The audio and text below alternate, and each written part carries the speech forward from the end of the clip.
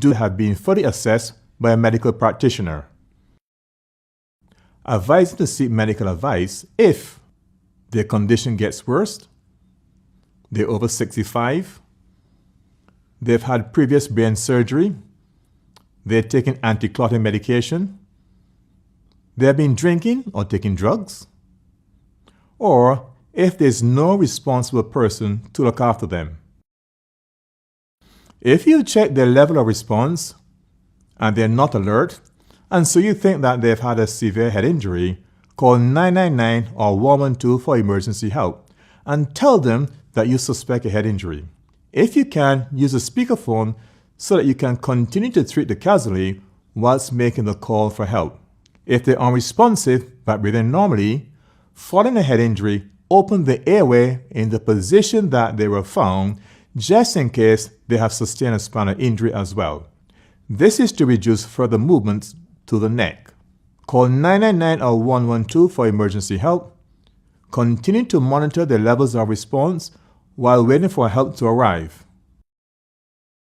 If you think someone with a minor head injury is getting worse, they may show these signs: increased drowsiness, persistent headache, confusion, dizziness, difficulty walking, difficulty speaking, vomiting, double vision, seizures. If you're concerned, call 999 or 112 for emergency help and monitor their level of response. So remember, when treating a minor head injury, sit them down, treat any scalp wounds, and check their level of response. If they have a severe head injury, call 999 or 112 for emergency help. And that's how we treat someone with a head injury. If this video has been helpful to you, help support St. John Ambulance by going to sja.org.uk/donate. Their little fingers and hands can easily get stuck in small spaces. Sometimes they may get hand or finger injuries such as bruises, cuts or fractures, or they may hurt or sprain their arm or wrist. In the following steps we'll cover hand and finger injuries, then we'll cover forearm and wrist injuries. If your baby has trapped their hands or fingers, these are the things to look for. They may find it hard to move their hand or wrist. They may feel pain in the area. The hand or wrist may be tender and there may be swelling or bruising. If you think your baby has a hand or finger injury, take the following steps. Sit or lie your baby down and try to raise and support the affected wrist and hand. If there is any bleeding, run the cut under cold water first, then loosely cover the wound with a new sterile dressing or large, clean, non-fluffy pad. Call your doctor or see a nurse, especially if your baby's fingernail has been injured or you think there may be a fracture, a broken bone. If your baby is in a lot of pain, you can try treating them with the recommended dose of paracetamol. Now we're going to move on to wrist and forearm injuries. If your baby has injured their wrist or forearm, these are the things to look for. The area may be tender and there may be swelling or bruising and they may feel pain in the area. It can be difficult to know if your baby has a sprain or a fracture, but if you think your baby has a wrist or forearm injury, take the following steps. Remember, RICE. Rest. Help your baby to sit or lie down and support their arm in a comfortable raised position. ICE. Apply something as cold as your baby can bear. This could be a cold flannel, an ice pack or frozen peas wrapped in a cloth.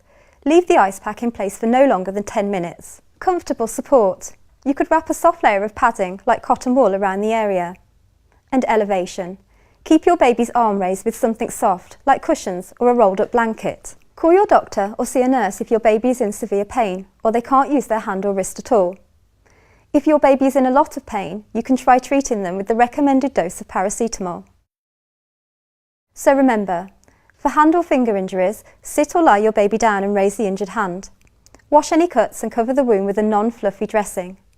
Pad the hand with something soft. Call your doctor if you have any concerns. For severe pain, you could give the recommended dose of paracetamol. For wrist and forearm injuries, remember RICE. Sit or lie your baby down and raise the injured arm. Apply ICE. Support the arm and keep the arm raised. Again, call your doctors if you have any concerns. For severe pain, you can give the recommended dose of paracetamol. And that's how you treat a baby who has hurt their hands or their arms. Thanks for watching. Help support St. John Ambulance. People may faint as a reaction to pain, exhaustion, hunger, or emotional stress. It may also happen after someone has been standing or sitting still for a long period of time, especially if they are hot. When someone faints, their pulse slows right down, but it usually picks up again quickly and goes back to normal. If someone has fainted but doesn't come round after a couple of minutes, then this could be more serious. There are 3 key signs of someone who has fainted. They have a brief period of unresponsiveness, causing them to fall to the ground. They may have a slow pulse. Their skin may be pale, cold, and sweaty. If someone's feeling faint, advise them to lie down. Kneel down next to them and raise their legs, supporting their ankles on your shoulder or a chair if available, to help blood flow back to the brain. Watch their face for signs that they are recovering. Make sure that they have plenty of fresh air. Ask bystanders to move away, and if you're inside, ask someone to open a window. They should recover within a couple of minutes. As they recover, reassure them and help them to sit up slowly when they are feeling better. If they don't become responsive again, quickly open their airway, check their breathing, and prepare to treat someone who is unresponsive. So remember, if someone's feeling faint, lie them down and raise their legs. Make sure they have plenty of fresh air, and when they recover and are feeling better, help them to sit up slowly. If they remain unresponsive, prepare to treat an unresponsive casualty. And that's how we help someone who's feeling faint or have fainted. If this video has been helpful to you, help support St John Ambulance by going to sjA.org.uk/donate. Something wrong with your baby. If you know what to do, you'll give them the best chance of survival. If something has happened to your baby, you'll need to do a primary survey. This is a quick, orderly way for you to find out if your baby has any injuries or conditions that are life-threatening. You should always perform a primary survey before treating your baby because it will help you find out what's wrong and the best way to help them. We can use the initials DRABC or Dr. ABC to remind us of the steps we need to follow.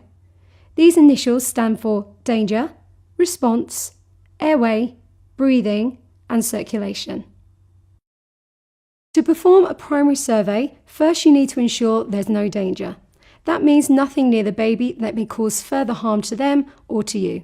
This is to avoid any injury to you and to prevent you from becoming a casualty as well. Look around quickly and make sure it's safe to approach. If you see any danger or anything hazardous nearby, clear it away quickly. Try to see if your baby responds to you by gently tapping or flicking the sole of their foot and call their name. They are unresponsive if they don't respond to you. Martha, can you hear me? Next, you will need to check if they are breathing. To check for normal breathing, open the airway. Place one hand on your baby's forehead and very gently tilt their head back. With one finger, gently lift the chin to open the airway and check to see if they're breathing.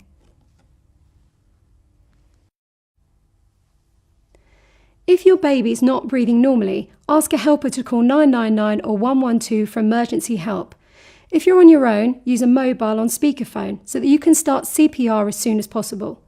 If you don't have a speakerphone, begin CPR for 1 minute before making the call yourself. If your baby is breathing normally, check to see if they are bleeding. This will enable you to stop blood loss from the circulation. Try to treat and control any severe bleeding.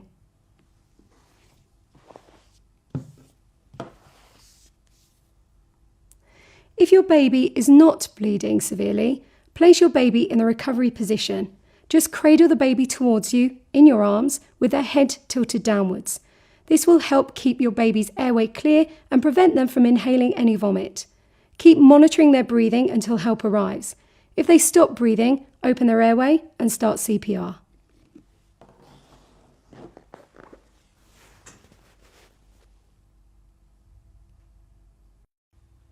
So remember, do a primary survey to try and find out what's wrong as quickly as possible. We do this by checking for danger, check for a response, open their airway and check their breathing. If they aren't breathing, call for help, ask a helper to dial 999 or 112 for emergency help and begin CPR. If you're on your own, use a speakerphone and start CPR as soon as possible. If you don't have a speakerphone, do CPR for a minute before calling for emergency help. If they are breathing normally, check their circulation, check for severe bleeding, and treat if necessary. If there is no severe bleeding, hold them in the recovery position until help arrives. If they stop breathing, open their airway and begin CPR. And that's how you perform primary survey on a baby. In young children, Thanks for watching. Also known as a convulsion or fit, can be caused by raised body temperature linked to throat, ear or other infections. It can occur because the brain is not mature enough to deal with the body's high temperature. When a child is having a seizure, you may find they have loss of or impaired response, vigorous shaking with clenched fists and an arched back, signs of a fever with hot, flushed skin and sweating, breath holding and red, puffy face, possible vomiting, or a loss of bowel or bladder control. If you think your child is having a seizure, place pillows or soft padding around the child so they don't injure themselves on surrounding objects. Do not restrain them. If they have a raised body temperature, try and cool the child by removing any bedding and clothing, although you may have to wait until the seizure stops to do this. Ensure there is fresh air, but make sure the child doesn't get too cold. When the seizure has stopped, open the airway and check their breathing. If they are breathing, put the child in the recovery position, call 999 or 112 for emergency help. While you wait for help, reassure the child and monitor their level of response. So remember, place padding around the child and don't restrain them. Try and cool them down. When the seizure has stopped, open their airway and check their breathing. If they are breathing, put them in the recovery position and call 999 or 112 for emergency help. And that's how you help a child having a seizure. If this video has been helpful to you, help support St John Ambulance by going to sja.org.uk/donate. Babies have lots of fun at bath time, but with any amount of water there's always a risk of drowning. As your baby crawls or toddles around, they may end up other places where there is water, such as swimming pools or lakes. If you think your baby is drowned, before starting CPR, move them away from the water and lie them on their backs, ideally on a raised surface such as a table. Call for help. Ask a helper to call 999 or 112 for emergency help. Use a mobile speakerphone if you're on your own so you can start CPR as soon as possible. If you're on your own and you don't have a speakerphone, you need to do CPR for a minute before you can call for help. Place them on a firm surface and open their airway. With one hand on the forehead, gently tilt their head back. With your fingertip, gently lift the chin to open the airway. Pick out any visible obstructions from the mouth and nose. Step 1 is puff. Take a breath, put your lips around your baby's mouth and nose and make a seal. Blow gently and steadily for up to 1 second. The chest should rise. Remove your mouth and watch the chest fall. That's one rescue breath or puff. Do this 5 times.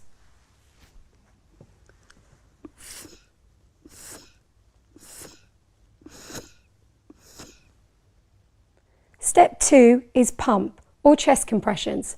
Put 2 fingers in the centre of your baby's chest and push down 1/3 of the depth of the chest. Release the pressure, allowing the chest to come back up before pressing back down again. Repeat this 30 times at a rate of 100 to 120 pumps per minute. This is quite quick.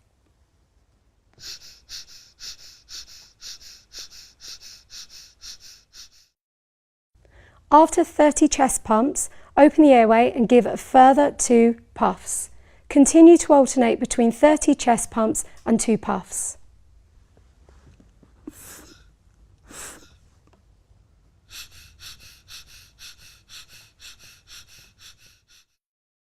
If you're on your own and don't have a speakerphone, stop after 1 minute and call 999 or 112 for emergency help. If a mobile phone is not available and you have to move to get to a telephone, take the baby with you. Keep repeating 30 pumps, then 2 puffs until help arrives or they become responsive. If your baby starts to breathe normally again, then we need to put them into the recovery position. Cradle your baby in your arms with their head tilted downwards. Then call for an ambulance. Keep checking your child's breathing, pulse and level of response while you wait for help to arrive. So remember, if your baby is unresponsive and not breathing, call for help.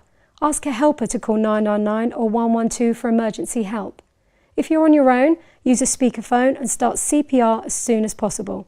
If you don't have a speakerphone, do CPR for a minute before calling for emergency help. Give 5 initial puffs covering both the nose and mouth, then 30 chest pumps with 2 fingers to the centre of the chest. Continue CPR with 30 pumps and 2 puffs until help arrives. And that's how you give CPR to a baby that has drowned. Thanks for watching. Help support St John Ambulance. Donate today.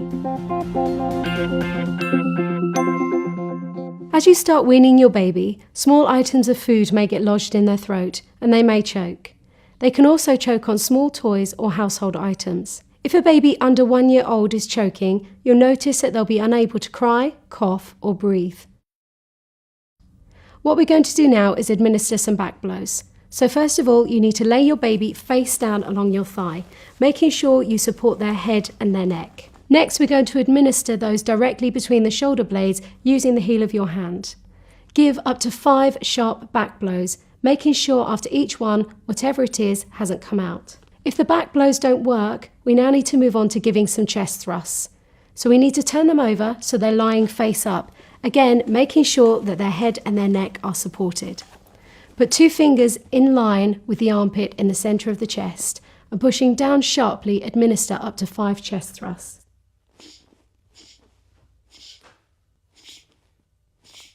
If this doesn't work, call 999 or 112 for emergency help. Repeat 5 back blows and 5 chest thrusts until help arrives. If they become unresponsive, you will need to start CPR. So remember, if your baby is choking, check the mouth, slap it out, squeeze it out. And that's how we treat a choking baby. Thanks for watching. Help support St John Ambulance. Donate today. If your baby is unwell and has a fever, it can be very worrying. If you think your baby has a fever, there are 6 key things to look for. Early on, you might notice a high temperature, above 37 degrees Celsius. They may have pale skin.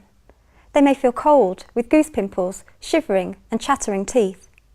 Then later, you might notice hot, flushed skin and sweating, a headache and general aches and pains. Take your baby's temperature using a thermometer. If it is above 37 degrees Celsius, it's a fever. Help make them comfortable and don't overdress them or remove too many clothes. Don't cool them down so much that you're making them shiver. Give them regular drinks. If they're breastfed, feed them regularly. And you can offer them water to drink. This will help keep them hydrated and replace any fluid they may lose from sweating. If your baby is distressed, you can give them the recommended dose of paracetamol.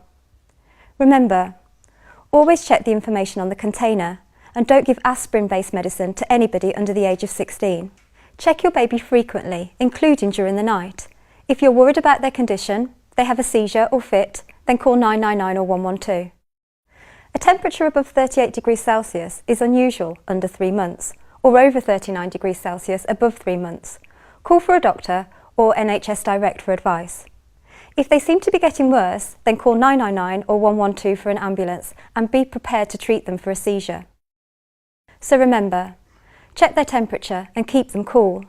Give them plenty of fluids. If their temperature is over 38 degrees Celsius for a baby under 3 months, or above 39 degrees Celsius in a baby over 3 months, get medical advice. If they're getting worse, call 999 or 112. And that's how you treat a baby with a fever. Thanks for watching. Help support St John Ambulance. Donate today.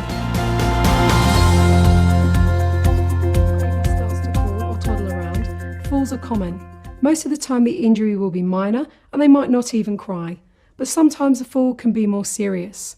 Once you've carried out a primary survey, you need to perform CPR if they are unresponsive and not breathing normally. However, sometimes a fall can cause other injuries, such as a broken bone or head injury. If your baby has a broken bone, you might see some of these signs. They may look in pain. They may not be able to move an arm or leg. There may be bruising or swelling. An area on the arm or leg may look deformed, bent, or shortened. If you think your baby has broken a bone, try to keep them still. Don't move your baby unless they're in danger. Then call 999 or 112 for emergency help. Support the joints above and below the injured area. Use your hands for this. Put soft padding around the injury for extra support. If necessary, treat them for shock by raising their legs, but don't raise the injured leg. While waiting for help to arrive, keep checking their breathing and whether they can respond to you. Sometimes a fall can cause a head injury. If your baby has a minor head injury, they may have a bump or bruise to the head and a wound, but they're still able to respond normally. If you think your baby has a minor head injury, sit them on your lap and hold something cold against the injury to help the swelling, like an ice pack or a frozen bag of vegetables wrapped in a tea towel. Do this for a maximum of 10 minutes. While you do this, try and assess their level of response. Are their eyes open? Are they alert? Can they respond to you if you talk to them? If they only respond to voice, they're drowsy. Do they only respond if you flick the bottom of their foot? Do they only respond to pain? Are they unresponsive to any of the above? If you are worried because they're not alert or because the injury is serious, then call 999 or 112 for emergency help. If they have any wounds, treat them by applying direct pressure to the wound and keep checking their level of response. If they've had a serious knock to the head, they may have a serious head injury and show some of these signs. They may be drowsy. They may have a headache. They may be dizzy. They may vomit. They may suffer a seizure or fit. There may be fluid coming from their ears or nose, and they may be unresponsive. If you know that your baby's had a severe knock to the head, or you notice any of these signs or think they're getting worse, you should call 999 or 112 for emergency help and tell them that you suspect a serious head injury to a baby. While you're waiting for help to arrive, try to keep your baby still in case they've suffered a neck injury. Check your baby's breathing and prepare to start CPR if they stop breathing. So remember, if your baby has had a serious fall, perform a primary survey. If your baby is unresponsive and not breathing, call for help and ask a helper to call 999 or 112 for emergency help. If you're on your own, use a mobile on speakerphone so that you can start CPR as soon as possible. If you do not have a speakerphone, do CPR for 1 minute before calling for emergency help. If you think your baby has broken a bone, keep them still, support the limb and call 999 or 112 for an ambulance and keep checking their breathing and level of response. If you're worried or think that it's a serious head injury, call 999 or 112 and keep checking your baby's breathing and prepare to start CPR if necessary. And that's how you treat a baby who's had a serious fall. When your baby starts Thanks to for fall, watching. they can Help bump their support head St. on John furniture Ambulance. or other objects, and falls are common. Most of the time the injury will be minor and they might not even cry, but sometimes a bump to the head can be more serious. If your baby has had a minor head injury, they may have a bump or bruise to the head and a wound, but they are still able to respond normally. If you think your baby has a minor head injury, sit them on your lap and hold something cold against the injury to help the swelling, like an ice pack or a frozen bag of vegetables wrapped in a tea towel. Do this for a maximum of 10 minutes. While you do this, try and assess their level of response. Are their eyes open? Are they alert? Can they respond to you if you talk to them? If they only respond to voice, they're drowsy. Do they only respond if you flick the bottom of their foot? Do they only respond to pain? Are they unresponsive to any of the above? If you are worried because they're not alert or because the injury is serious, then call 999 or 112 for emergency help. If they have any wounds, treat them by applying direct pressure to the wound and keep checking their level of response. If they've had a serious knock to the head, they may have a serious head injury and show some of these signs. They may be drowsy. They may have a headache. They may be dizzy. They may vomit. They may suffer a seizure or fit. There may be fluid coming from their ears or nose, and they may be unresponsive. If you know that your baby has had a severe knock to the head, or you notice any of these signs or think they're getting worse, you should call 999 or 112 for emergency help and tell them that you suspect a serious head injury to a baby. While you're waiting for help to arrive, try to keep your baby still in case they've suffered a neck injury. Check your baby's breathing and prepare to start CPR if they stop breathing. So remember, for a minor bump to the head, ease the pain and swelling with something cold and check their level of response. Treat any wound or bleeding if necessary. If you're worried or think it's a serious head injury, call 999 or 112 and keep checking your baby's breathing. Prepare to start CPR if necessary. And that's how you treat a baby who's suffered a head injury. Thanks for watching. Help support St John Ambulance. As your baby crawls or toddles around exploring the world, they may come into contact with something that can burn or scald them. A burn is usually caused by dry heat, like a flame or a fire, a hot iron or sunburn. A scald is caused by wet heat, like steam or a hot cup of tea. If your baby has a burn or scald, you might see some of these signs. They may cry or have pain in the area. They may have a reddened, swollen patch of skin. They may have blisters, or they may have peeling skin. If you think your baby has a burn or scald, move them away from the source of heat. Cool the burn or scald by running it under cold water for at least 10 minutes. Don't use ice, gels or creams on the area. They can damage the affected skin and increase the risk of infection. Remove the clothing from around the burn. If the clothing is stuck to the skin, don't try to remove it. Cover the burn with cling film or a clean plastic bag. Get rid of the first few centimetres. Place a single sheet over the burn and scrunch the edges, but don't wrap it around the limb. This protects it from infection. Always seek medical advice if your baby has a burn or scald. If the burn or scald is on the baby's face, hands or feet, or if the injured area is larger than the size of the baby's hand, or if it is a deep burn, then it's a serious burn or scald. Serious burns or scalds need emergency treatment, so call 999 or 112. While you wait for the ambulance, treat your baby for shock if necessary. So remember, move them away from the heat, cool the burn with water for at least 10 minutes, protect the burn with cling film, call 999 or 112 for an ambulance. And that's how you treat a baby with a burn or scald. Thanks for watching. Help support St John Ambulance. Crawling babies can get their fingers into all kinds of places in your home. If they put their fingers into electric sockets or appliances, such as hairdryers or phone chargers, it's possible for your baby to get an electric shock. This can be very serious. If your baby has had an electric shock, you might see some of these signs. They may have burns, blistered or charred skin. They may have pain or weakness. An electric shock can make your baby unresponsive. If you think your baby has had an electric shock, you'll need to do a baby primary survey.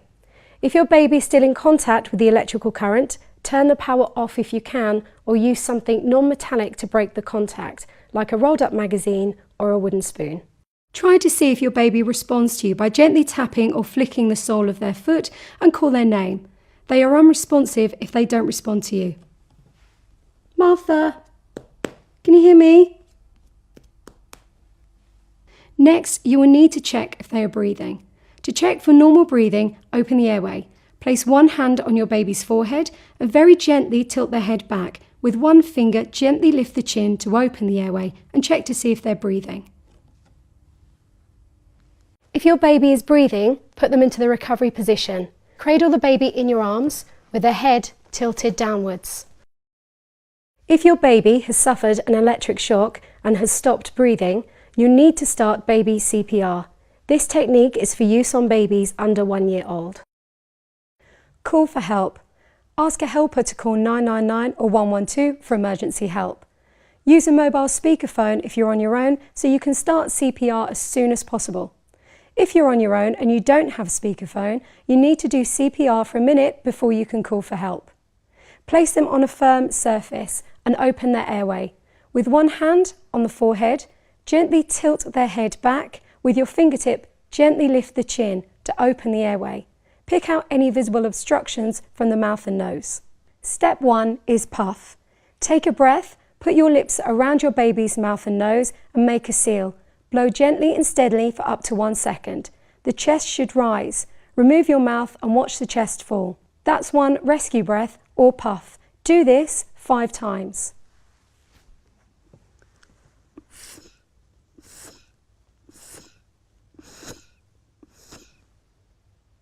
Step 2 is pump or chest compressions. Put 2 fingers in the centre of your baby's chest and push down 1/3 of the depth of the chest. Release the pressure, allowing the chest to come back up before pressing back down again. Repeat this 30 times at a rate of 100 to 120 pumps per minute. This is quite quick.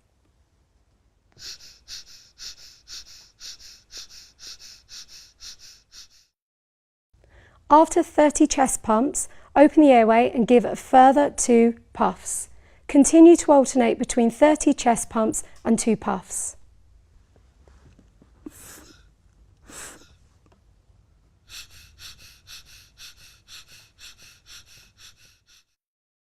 If you're on your own and don't have a speakerphone, stop after 1 minute and call 999 or 112 for emergency help. If a mobile phone is not available and you have to move to get to a telephone, take the baby with you. Keep repeating 30 pumps, then 2 puffs until help arrives or they become responsive. You may also need to treat burns, move them away from the source of heat, cool the burn or scald by running it under cold water for at least 10 minutes. Don't use ice, gels or creams on the area. They can damage the affected skin and increase the risk of infection. Remove the clothing from around the burn. If the clothing is stuck to the skin, don't try to remove it. Cover the burn with cling film or a clean plastic bag. This protects it from infection. Serious burns or scalds need emergency treatment, so call 999 or 112. While you wait for the ambulance, treat your baby for shock if necessary. So remember, break contact with the electrical current with something non-metallic. Check if they're responding and breathing. If your baby is breathing, then put them into the recovery position and call for help. If your baby is not breathing, start baby CPR. You may also need to treat burns, so cool the burn with cold water, remove your baby's clothing unless it's stuck to the burn, and cover the burn with cling film or a clean plastic bag. And that's how you treat a baby who's been electrocuted. Thanks for watching. Help support St John Ambulance. Donate today. If someone has meningitis, they won't usually show all the signs and symptoms at the same time. The key points to look for are flu-like symptoms with a temperature, cold hands and feet, joint and limb pain, and blotchy or very pale skin. As the infection develops, there may be a severe headache, neck stiffness, drowsiness, vomiting, their eyes may become sensitive to light, and in a baby, there may be high-pitched moaning, a whimpering cry, floppiness, or a tense, bulging soft spot to the top of their head. If anybody shows the signs or symptoms of meningitis, like shielding their eyes from the light, then call for an ambulance immediately and treat the fever. Check to see if they have a rash. Most rashes will fade when you press the spots under the side of a glass. If the spots don't fade, call for an ambulance immediately. While waiting for an ambulance, reassure them and keep them cool. Be sure to check their level of response, pulse and breathing. Remember, call for an ambulance, check for a rash, keep them cool. That's how we treat somebody suffering from meningitis. It's a long-term medical condition where the body cannot produce enough insulin. Sometimes people who have diabetes may have a diabetic emergency where their blood sugar becomes either too high or too low. Both conditions are potentially serious and may need treatment in hospital. Hyperglycemia is where the blood sugar levels are high. It may be caused by a person with diabetes who has not had the correct dose of medication, may have eaten too much sugary or starchy food, or they may be unwell with an infection. A person with hyperglycemia may have a medical warning bracelet, warm, dry skin, a rapid pulse and breathing, fruity sweet breath, extreme thirst, or drowsiness leading to them becoming unresponsive if not treated. This is also known as a diabetic coma. Call 999 or 112 for emergency help and say you suspect hyperglycemia. While you wait for help to arrive, keep checking their level of response. If they become unresponsive at any point, open their airway, check their breathing, and prepare to treat an unresponsive casualty. Hypoglycemia is where the blood sugar levels are too low. It can be caused by an imbalance between the level of insulin and the level of glucose in the blood. If a person who is receiving treatment for diabetes misses a meal or takes part in a lot of exercise, their blood sugar level will fall. On rare occasions, low blood sugar levels can occur after binge drinking and after having a seizure or epileptic fit. People who suffer from diabetes may recognize when a hypoglycemic episode is coming on or starting and know that they need to eat something to bring their blood sugar level up. They may have their own blood testing kit to check their blood sugar level, but sometimes they may fail to recognize their symptoms in time, and without help, they may quickly become weak, confused, and unresponsive. A person with very low blood sugar, hypoglycemia, may have a medical warning bracelet, weakness, faintness, or hunger, confusion and show irrational behavior, sweating with cold, clammy skin, a rapid pulse, palpitations, trembling or shaking, or may be less responsive to you. If you suspect hypoglycemia, help the person to sit down. If they have their own glucose gel or glucose tablets, help them to take them. If not, you need to give them something sugary, such as a 150 milliliter glass of fruit juice or non-diet fizzy drink, 3 teaspoons of sugar or sugar lumps or sugary sweets, for example, 3 jelly babies.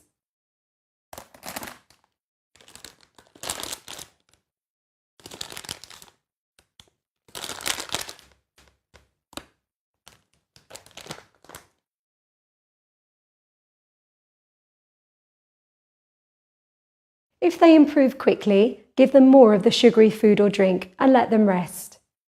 If they have their blood glucose testing kit with them, help them to use it, check their blood sugar level and stay with them until they feel completely better. If they do not improve quickly, look for any other reason why they're unwell and then call 999 or 112 for emergency help. Do not give them anything to eat or drink as they may choke.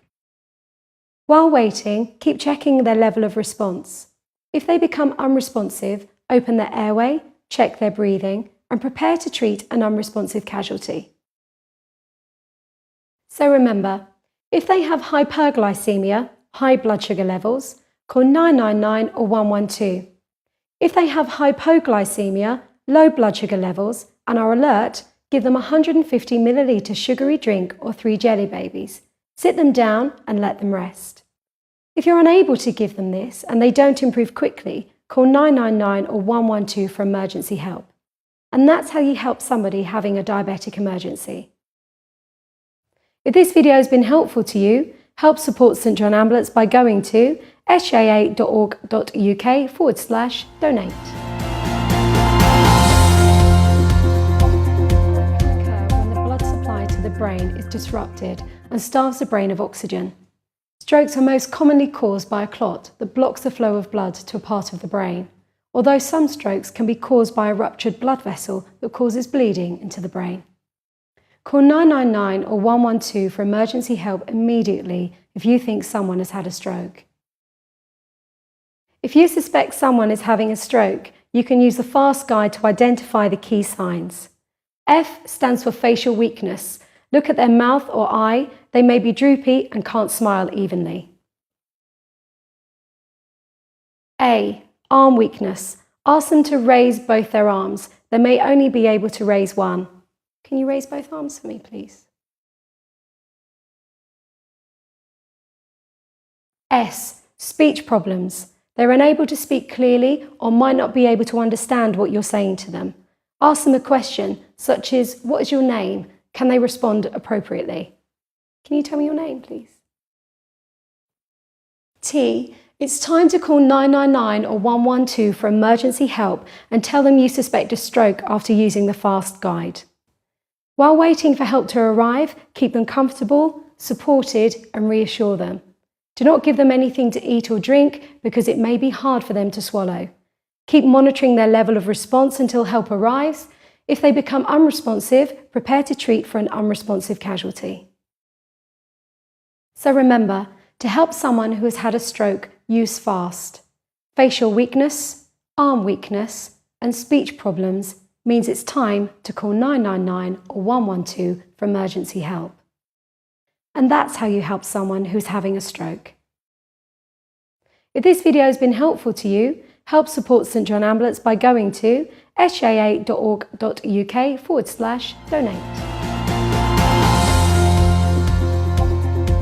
When someone has a spinal injury, the greatest risk is their spinal cord may be temporarily or permanently damaged. If a casualty has suffered an abnormal force to the neck or back and is complaining of changes in sensation or difficulty in moving, they could have a spinal injury. You must take care not to unnecessarily move their head, neck, or spine. Some of the following incidents could indicate a possible spinal injury. They could have fallen from a height, such as from a ladder, fallen awkwardly when doing gymnastics, from diving into a shallow pool and hitting the bottom, a collapsed rugby scrum, fallen awkwardly from a horse or motorbike. They could have experienced sudden deacceleration in a car, had an injury to the head or face, or had a heavy object fall across their back. If you suspect someone has a spinal injury, there are several key things to look for. They may have pain in their neck or back where the injury occurred, have bruising and tenderness in the skin over the spine, an irregular twist in the normal curve of the spine, have breathing difficulties, loss of bladder and/or bowel control. They may lose control of their limbs, may lose sensation or have abnormal sensations such as tingling or burning, or their limbs feel stiff, heavy, or clumsy. If you think they have a spinal injury, reassure the casualty and advise them not to move. Call 999 or 112 for emergency help. You should then kneel or lie behind the casualty's head. Rest your elbows on the ground or on your knees to help keep your arms steady. Hold each side of their head with your fingers spread so their ears are not covered and they can still hear you. Support their head in this position so their head, neck and spine are aligned. While you support their head, ask a helper to place rolled up blankets, towels or clothes on either side of the casualty's head. Make sure you continue to hold this position until emergency help arrives.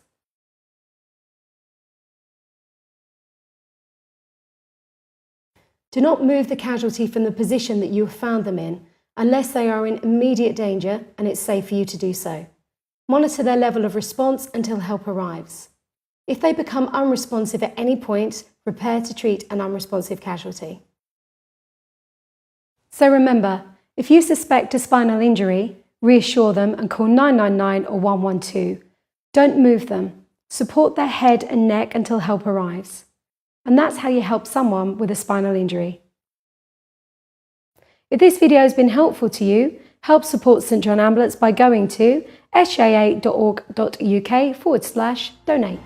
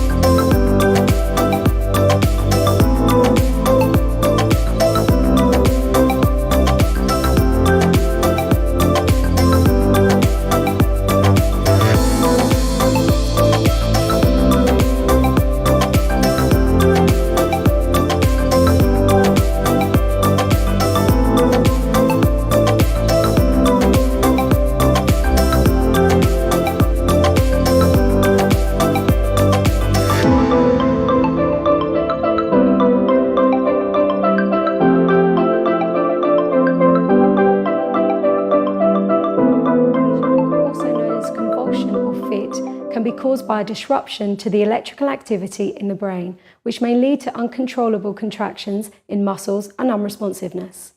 If a seizure occurs, the most common cause is epilepsy, but it can be caused by other things, such as alcohol poisoning, a lack of oxygen, after a head injury, after taking certain drugs, or if someone with diabetes is having a hypo, where the blood glucose is too low. When someone is having a seizure, you may find they have sudden loss of responsiveness, rigid body with arching back, noisy and difficult breathing, convulsive, jerky, uncontrolled movements, saliva at the mouth which could be blood-stained if they've bitten their tongue or cheek, possible loss of bladder or bowel control. Afterwards, they may be confused, tired, and fall into a deep sleep. If you suspect someone is having a seizure, it's important to protect them from harming themselves during the fit. Clear away any potential dangerous objects like hot drinks or sharp objects. Don't restrain or move them. Make a note of the time when the seizure started and how long it lasts. Protect their head by placing something soft underneath or around it, like a towel, and loosen any clothing around their neck. Once the seizure has stopped, open their airway and check their breathing. If they're breathing, put them into the recovery position.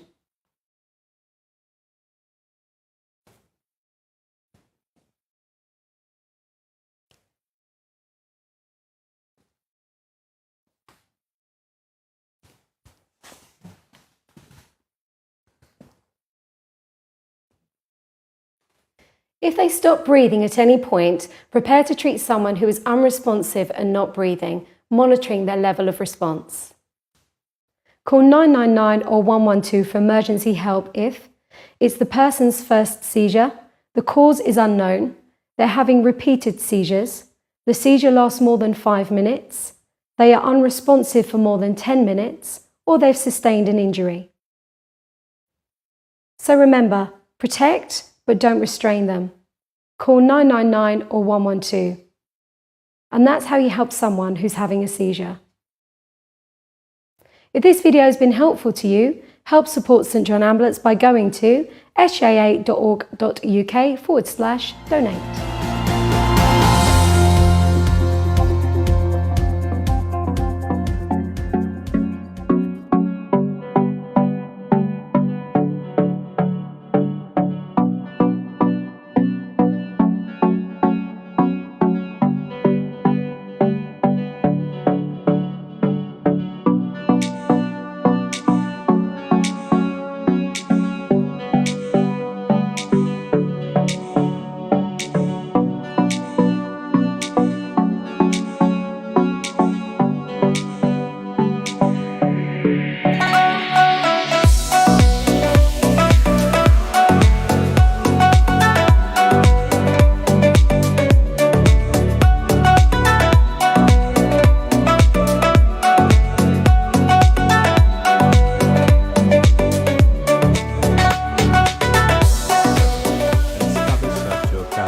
Unresponsive but breathing normally, they should be placed into the recovery position to help maintain the airway.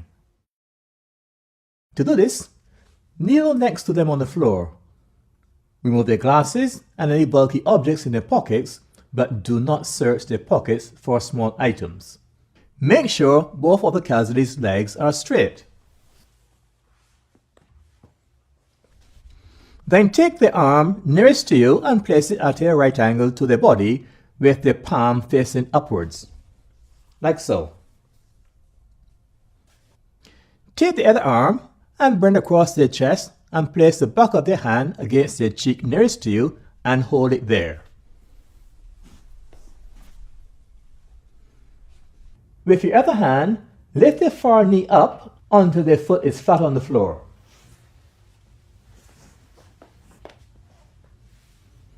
Whilst keeping the casualty's hand pressed against their cheek, pull on the far leg and carefully roll the casualty towards you and onto their side, like so. Once you've done this, adjust the top leg so that it is at a right angle. Tilt the casualty's head back so that the airway remains open. If needed, adjust the hand under the cheek to help to keep the airway open. If it has not already been done, call 999 or 112 for emergency help. Keep checking the level of response until help arrives. So remember, if the casualty stops breathing at any time, call 999 or 112 and prepare to give them CPR. And that's how you place someone in the recovery position. If this video has been helpful to you, help support St. John Ambulance by going to sja.org.uk. Angina is a type of chest pain that someone gets when their arteries carrying blood to the heart muscle becomes narrowed. This restricts the blood supply to the heart and causes pain. This is called an angina attack. Angina attacks are usually brought on by physical exertion, stress, or excitement. But if someone has unstable angina, then the attacks can be unpredictable, with no obvious triggers. Angina on its own is not life-threatening, but someone who suffers from it is at far greater risk of having life-threatening problems like a heart attack or stroke. If they rest and take their own medication, the pain should only last a few minutes. If the pain lasts longer, then start treating them for a heart attack. If you think someone might be having an angina attack, there are 4 key signs to look for. Pain in the chest, which may spread to the jaw and arms, shortness of breath, sudden and extreme tiredness, and feelings of anxiety. If someone is having an angina attack, advise them to stop what they're doing and get them to rest in a comfortable position. If they have medication, they should take it. If the pain lasts more than 5 minutes, they can take a second dose. If they are still in pain after 15 minutes, then you should call for an ambulance.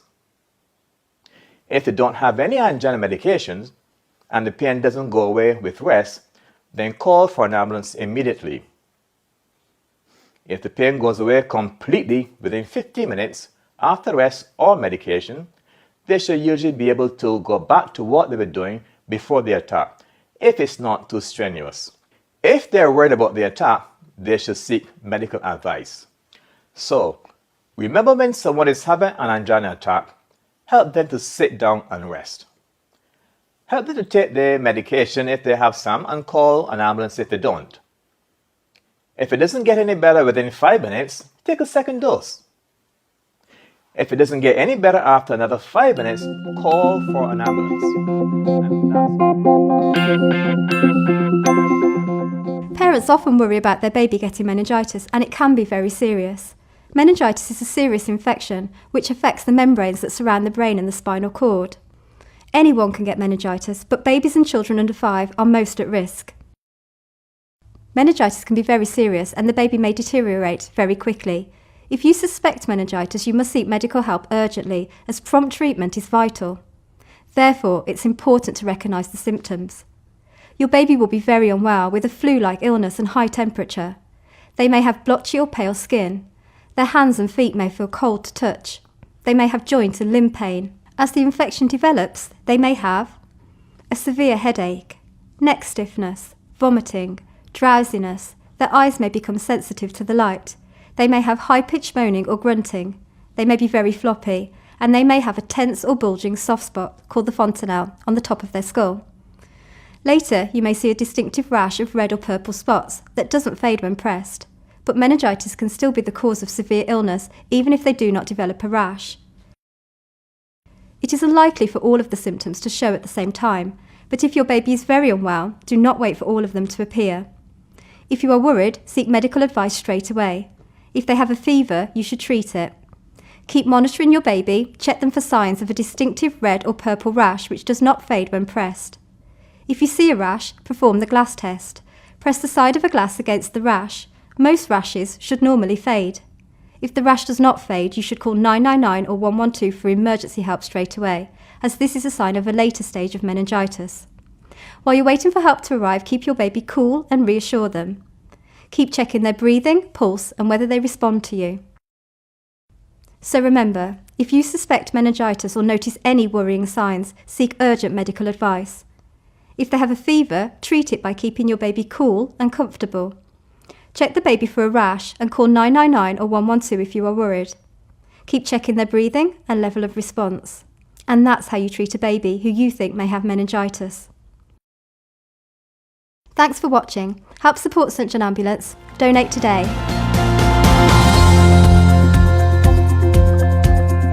Around your home or outside, they could come into contact with poisonous substances. Poisonous things your baby might swallow include chemicals, drugs, plants, fungi and berries. If your baby has swallowed something poisonous, you might see some of these signs. They may vomit. They may have stomach pains. They may have seizures or fits. And they may become unresponsive. If you think your baby has swallowed something poisonous, try and find out what it is, how much they've swallowed, and when they swallowed it. Look for clues like plants or containers. Call 999 or 112 for an ambulance and give them all the information you can. While you wait for help, check that your baby is breathing normally and if they respond to you. If they do not respond, open their airway, check their breathing and see if they need CPR. Don't try to make your baby sick, but if they are, try and collect some of the vomit to give to the emergency services. It might help them to find out what the poison is. If what your baby has swallowed is burning their mouth or lips, give them sips of water or milk until help arrives. So remember, try and find out what your baby has swallowed. Call 999 or 112 for an ambulance. Keep checking their breathing. If your baby's mouth is burning, give them sips of water or milk until help arrives. And that's how you treat a baby who's swallowed a poison. Thanks for watching. Help support St John Ambulance. Sometimes our bodies come into contact with things that can cause an allergic reaction, which may cause a rash or sneezing. These may be uncomfortable, but not life-threatening. However, a severe allergic reaction, which is also known as anaphylactic shock, can develop in seconds and needs to be treated quickly. Your baby may have a severe allergic reaction to some foods, such as nuts or animal hair, or even to some medicines. If your baby is having a severe allergic reaction, you might see some of these signs. They may get a red, itchy, raised rash. Their eyes may be itchy and watery. Their face or lips may swell up. They may vomit or have diarrhea. They may become wheezy or find it difficult to breathe. They may either be very pale or very flushed, and they may become very upset. If you think your baby is having a severe allergic reaction, you need to get help as soon as possible. Dial 999 or 112 straight away. Tell them that you think your baby is having a severe allergic reaction and what might have caused it. Sit your baby on your lap and lean them forward slightly to help their breathing while you're waiting for help. If you already know what your baby is allergic to and your doctor has prescribed medication to treat an allergic reaction, like an EpiPen, give them the medication in the usual way, like your doctor has told you. If you think they are in shock, lie them down and raise their legs. If your baby is unresponsive, if they are not moving or making a sound and they are not breathing normally, you will need to give them CPR. So remember, call 999 or 112. Give allergy medicine if you have it. Sit your baby on your lap and lean them forwards to help with their breathing. If your baby is unresponsive and not breathing normally, start CPR. And that's how we treat a baby with a severe allergic reaction. Thanks for watching. Help support St John Ambulance. Donate today. Although it can be very worrying to see your baby having a seizure, if it is dealt with properly, it is rarely dangerous. Your baby may have a seizure if they have a high temperature, which is sometimes caused by an infection. The electrical systems in a baby's brain are not developed enough to cope with a high temperature, and that is why they are more likely to have seizures. If your baby is having a seizure, you might see some of these signs. They may shake vigorously, arching their back and clenching their fists. They may have signs of fever, such as hot, flushed skin or sweating. Their face may twitch and their eyes may be squinting or fixed or upturned. They may hold their breath and dribble with a red, puffy face and neck. They may vomit. They may wet themselves or soil themselves. They may not respond to you as usual. If you think your baby is having a seizure, you need to protect them from hurting themselves. Don't hold them down or restrain them, and don't try to move them. Just clear away any dangerous objects and put pillows or soft padding around them. When the seizure has stopped, take off any clothing that isn't needed, but take care they don't get cold. Put your baby into the recovery position and call 999 or 112 for an ambulance. Reassure your baby and keep them calm. While you wait for the ambulance, check your baby's breathing, pulse, and whether they can respond to you. So remember, don't move or restrain your baby. Remove dangerous objects nearby and protect your baby with soft padding. Take off excess clothing and place your baby in the recovery position. Call 999 or 112. Keep your baby calm and keep checking their pulse and breathing while waiting for the ambulance. And that's how we treat a baby who's having a seizure. Thanks for watching. Help support St John Ambulance. Donate today.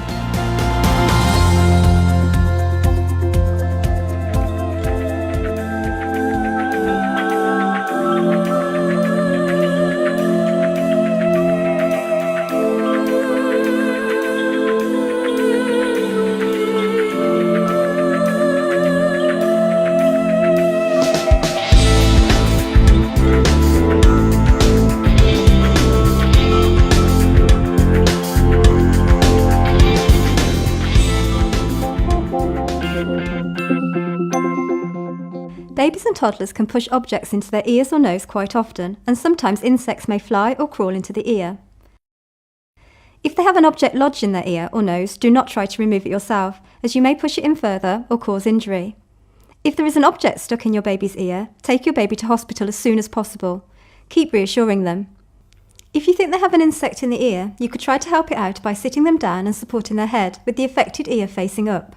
Gently pour some tepid water into the ear and the insect should float out. If it doesn't, seek medical help.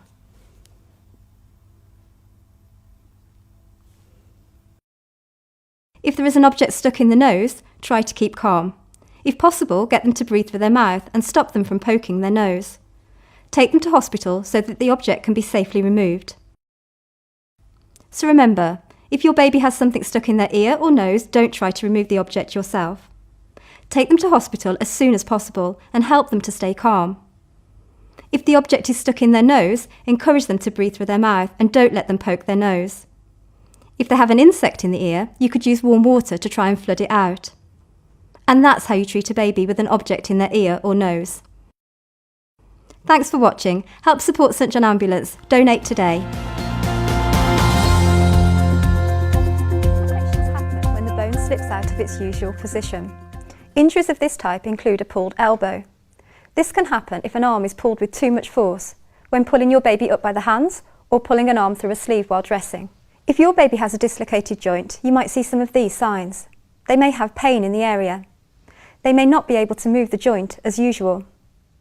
The area might be bruised or swollen or look misshapen. If you think your baby has a dislocated joint, try to keep them still. Don't try to put the dislocated bone back into its socket, as this can cause further injury. Steady and support the limb and use padding to keep the injury supported. Call 999 or 112 for emergency help, or take the baby to see a doctor or nurse or to hospital. Treat them for shock if necessary. While you wait for the ambulance, check your baby's breathing, pulse and whether they can respond to you. So remember, keep your baby still. Don't try to put the joint back into the right place. Pad and support the injury. Call 999 or 112. Keep checking pulse and breathing while waiting for the ambulance. And that's how you treat a baby with a dislocated joint. Thanks for watching. You may need to act quickly, so it's important that you're familiar with your first aid kit to know what to use for different injuries. All workplaces, leisure centres, homes and cars should have a first aid kit. Plasters for small cuts and grazes. A wound dressing is a sterile pad attached to a bandage. They're for larger cuts to apply pressure and stop the bleeding. They're easy and quick to apply in an emergency. Roller bandages are long, thin bandages rolled up. They're used to hold dressings in place, to apply pressure and stop bleeding. You can also use them to hold ice packs in place to reduce the swelling. A triangular bandage is a large triangular-shaped piece of cloth. It can be used as a bandage. Also, it can be used as a dressing if it's sterile, to cover a large wound or burn. Disposable gloves reduce the risk of infection between you and the casualty. Always wear them if you have them when dressing a wound. Also use them when dealing with any bodily fluid or waste. Face shields or pocket masks can be used to reduce infection when giving rescue breaths. Alcohol-free cleansing wipes are used to clean the skin around the wound. Gauze swabs can be used as dressings, padding or swabs to clean around the wound. Sticky or adhesive tape is used to hold dressings in place or to secure the loose ends of bandages. Scissors are used to cut somebody's clothing so that you can get to the wound. They can also be used to cut sticky tape to the required length. Some other common items that might be useful are cling film or clean plastic bags for dressing burns and scalds. Use alcohol gel to clean your hands if you don't have any water. A blanket, survival bag, torch and whistle are useful for helping people outdoors. A warning triangle and a high visibility jacket are useful in the car for dealing with road accidents. So remember, make sure you have a first aid kit and make sure you know how to use it. An AED is a life-saving device that can give your heart an electric shock when it has stopped in a cardiac arrest. AED is short for Automated External Defibrillator. An AED can be used on adults and children over 1 year old. Using an AED in crucial minutes before an ambulance arrives can increase someone's chance of survival. Anyone can use an AED. You don't need to be worried about getting it wrong or causing harm because the machine analyzes the casualty's heart's rhythm and then gives visual or voice prompts to guide you through each step.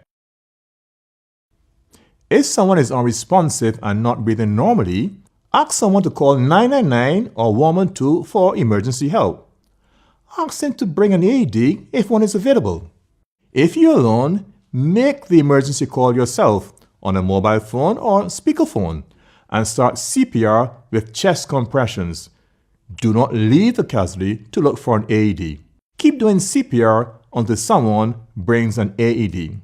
As soon as the AED arrives, ask for it to be switched on while CPR is continued. It will immediately start to give you a series of visual and verbal prompts informing you of what needs to be done. If someone is with you, ask them to follow the instructions until emergency help arrives.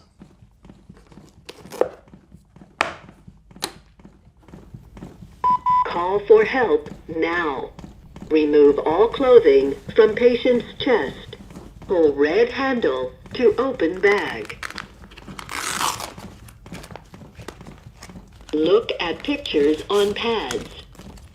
Peel one pad off blue plastic. Apply pad to bare skin, exactly as shown in the picture. Press pad firmly. Peel other pad off blue plastic. Apply pad to bare skin, exactly as shown in the picture. Evaluating heart rhythm. Stop compression, Susan. Stand back.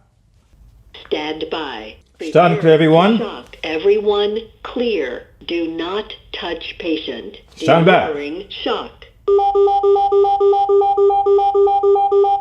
Shock delivered. Provide chest compressions and rescue breaths.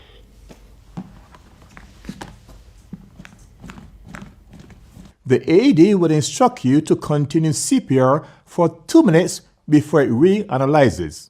The AED could say no shock advised, continue CPR. If the casualty shows signs of becoming responsive, place them in the recovery position. Leave the AED attached. Continue to follow the voice and or visual prompts that the machine gives you until help arrives. So remember, when using an AED, call 999 or 112 for emergency help. Continue giving CPR when the AED arrives and keeps going while the pads are applied, if possible.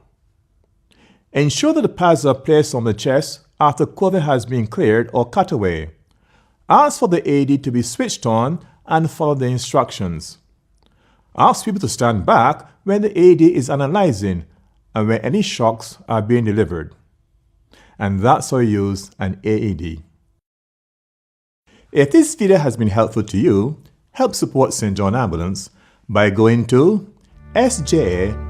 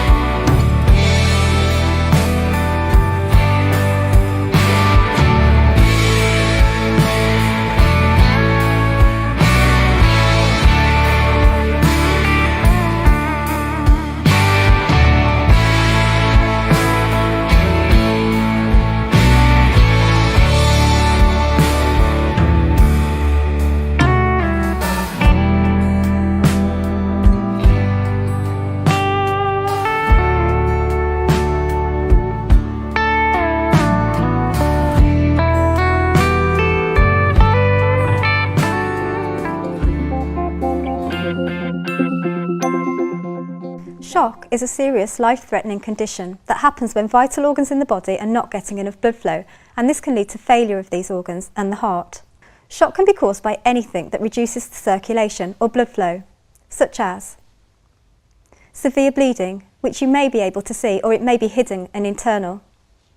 If the heart is unable to pump blood around the body after problems like a heart attack, severe heart disease, or heart failure. Loss of bodily fluid following severe vomiting, diarrhoea, or severe burns.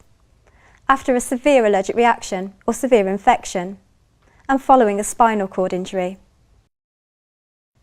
These conditions may all lead to life-threatening shock.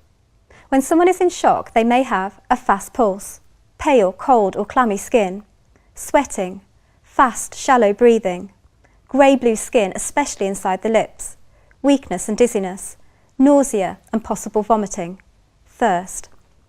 As the shock becomes more severe, they may have a weak pulse that you may not be able to feel, restless and aggressive behaviour, gasping for air, they may become unresponsive. To treat for shock, you need to try to reverse the cause of shock. If you find severe bleeding or serious burns, try to treat these whilst reassuring the casualty.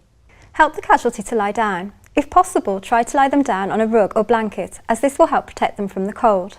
Raise and support their legs above the level of their heart, as this will increase blood flow to the head and vital organs. But if the casualty has an injured leg, do not raise it. If the casualty is pregnant, help them to lie with their body leaning towards their left side to prevent obstruction of blood flow returning to the heart. If you haven't done so already, call 999 or 112 and tell ambulance control that you suspect shock. Once you have called for emergency help, you can then loosen any tight clothing around their neck, chest and waist.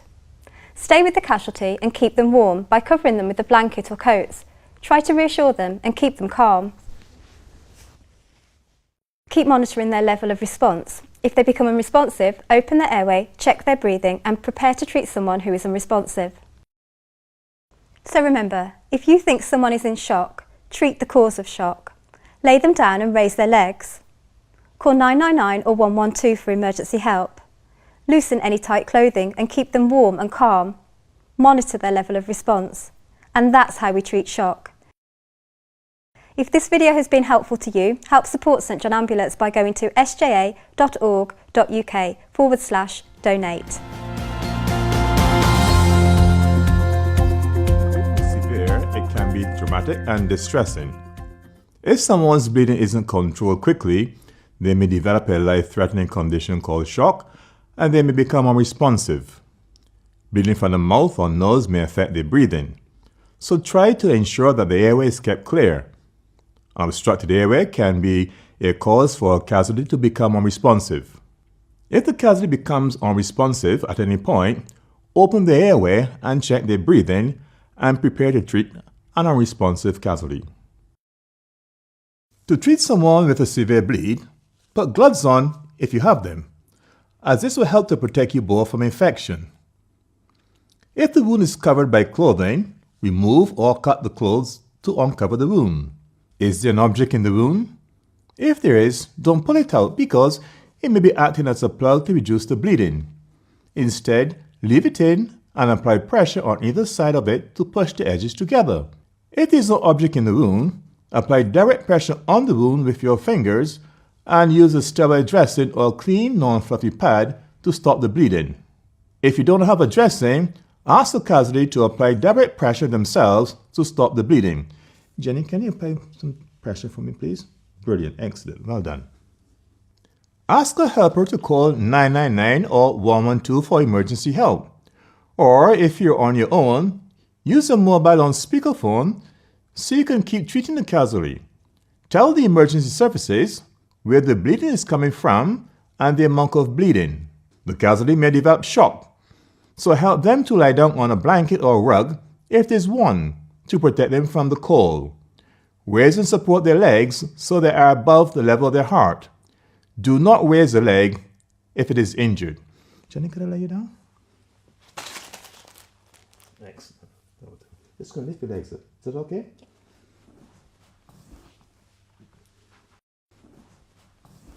Secure the dressing with a bandage that is firm enough to maintain the pressure but doesn't cut off the circulation. So just going to apply this dressing to the bleed. Okay.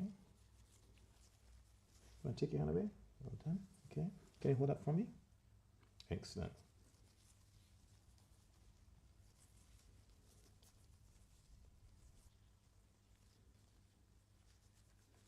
Okay, can I have this? Okay. Check the circulation by pressing a nail bed or skin beyond the bandage for 5 seconds. Release the pressure. And if the color does not return within 2 seconds, the bandage is too tight. If blood shows through the dressing, don't remove it. Just apply a second bandage on top.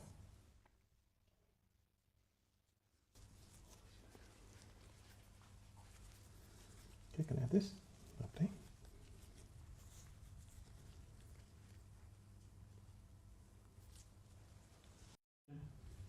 Okay, excellent. If blood shows through both dressings, remove them and apply a fresh bandage, ensuring there is direct pressure applied at the point of bleeding.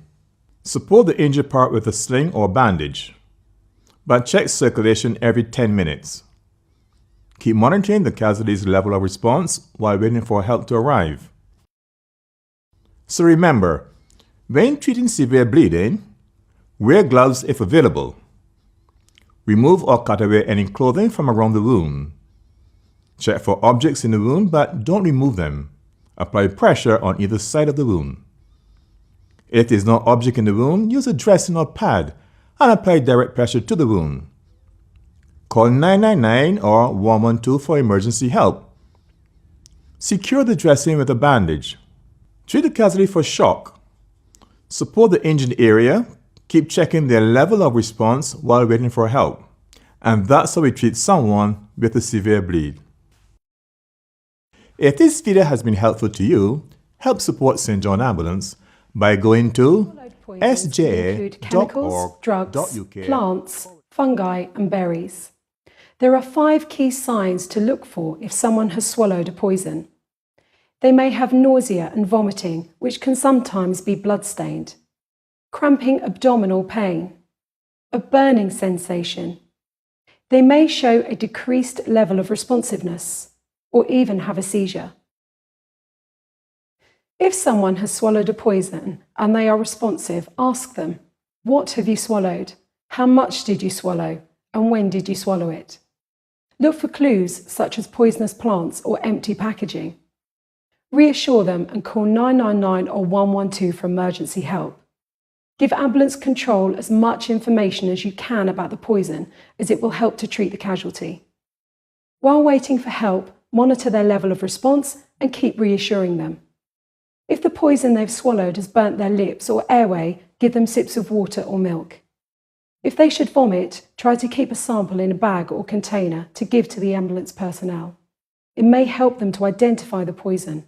Do not try to make them vomit. If they become unresponsive at any time, be prepared to treat an unresponsive casualty. So remember, when treating someone who has swallowed a poison, ask them what they have swallowed, how much and at what time. Look for any clues. Call 999 or 112 for emergency help. While waiting for help, reassure the casualty and monitor their level of response. And that's how you can help someone who has swallowed a poison. If this video has been helpful to you, help support St. John Ambulance by going to sja.org.uk/. Your priority is to control the bleed and keep the airway open. Help them to sit down, never lie down, and keep the nose above the heart to help to control the bleeding. Get them to lean forward, never backwards. This ensures that the blood drains out through the nose rather than the back of the throat, which may block the airway. Ask the casualty to breathe through their mouth and pinch the soft part of the nose. You can give them a pad to catch any blood that may drain out. After 10 minutes, release the pressure. Reassess. If the bleeding has not stopped, apply the pressure for a further 10 minutes. If the bleeding is severe, or if you have not managed to control the bleed after 30 minutes, it is time to call for an ambulance. So remember, get them to sit down, leaning forward. Pinch the soft part of the nose. And if necessary, call for an ambulance. And that's how you treat a nosebleed.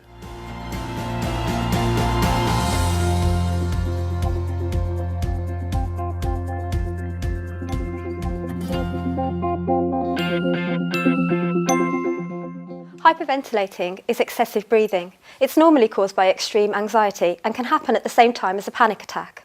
When someone is hyperventilating, they breathe unnaturally fast and deep, which can make them lose more carbon dioxide from their blood than usual. This can make them feel dizzy and weak. When they start to breathe normally again, they should feel better. There are 6 signs to look for if you think someone is hyperventilating. Unnatural, fast, deep breathing. Anxiety or attention-seeking behaviour. Feeling dizzy or faint. Trembling or tingling in the hands or feet. And muscle cramps in the hands or feet. If someone is hyperventilating, talk to them and reassure them. Try to take them somewhere quiet. This will help them to control their breathing. If that's not possible, ask any surrounding people to leave or turn away. Once they have controlled their breathing, advise them to see a doctor as to how they can prevent and control hyperventilation in the future. If you are concerned about their symptoms or if their breathing does not get any better, call for an ambulance. So remember, if someone is hyperventilating, take them somewhere quiet. Ask other people to turn away or leave and encourage them to see a doctor.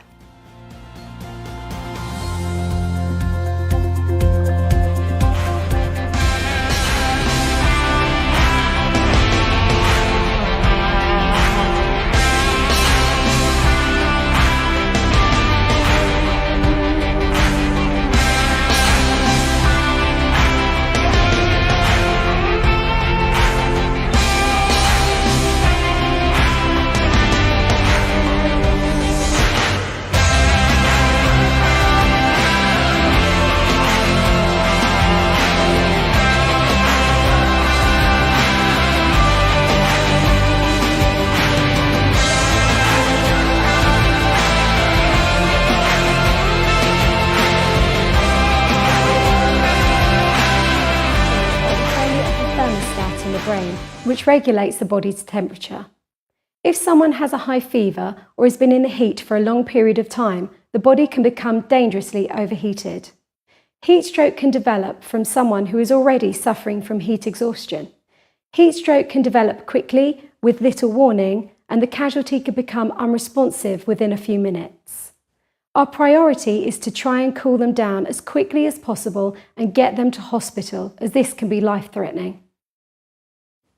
If someone has heat stroke, you may see some of the following signs: hot, flushed and dry skin, restlessness and confusion, a headache, dizziness or discomfort, a bounding pulse and high temperature above 40 degrees, or their level of response may decrease rapidly. If someone has heat stroke, move them to a cool area quickly and remove their outer clothing where possible. Call 999 or 112 for emergency help. Help sit them down and wrap them in a cold, wet sheet. Pour water on the sheet to keep it wet until their temperature falls below 37.5 degrees. You can measure this with a thermometer under the armpit. If there's no sheet, you could sponge them with cold water or fan them to keep them cool. When their temperature returns to normal, replace the wet sheet with a dry sheet. While waiting for help to arrive, monitor their level of response. If their temperature starts to rise again, repeat the process to try and cool them down. If they become unresponsive at any point, prepare to treat an unresponsive casualty. So remember, when treating heat stroke, move them to a cool place and remove clothing where possible. Call 999 or 112 for emergency help. Wrap them in a cold, wet sheet until their temperature drops, and monitor their level of response. And that's how you treat someone with heat stroke. If this video has been helpful to you, help support St John Ambulance by going to sja.org.uk/. Heat rash or prickly heat is an itchy rash of small red spots that can cause a stinging or prickling feeling on the skin. The rash can be anywhere on the body, but usually people get it on their face, their chest, back and thighs. It is caused by sweat glands becoming blocked, so people usually get the rash if they're sweating more than usual. Heat rash isn't serious.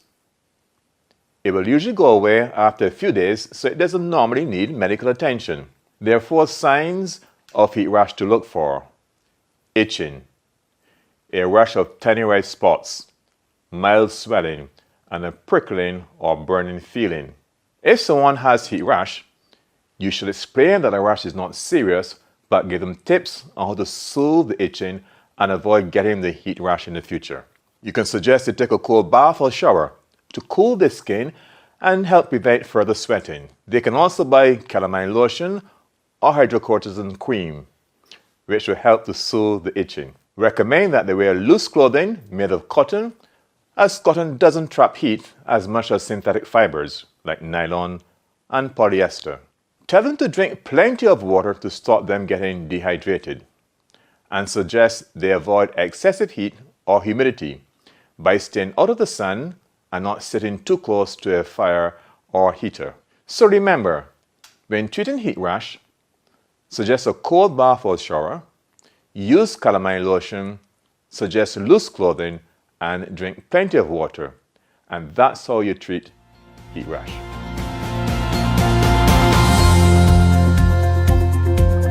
It's caused by loss of salt and water from the body, usually through excessive sweating.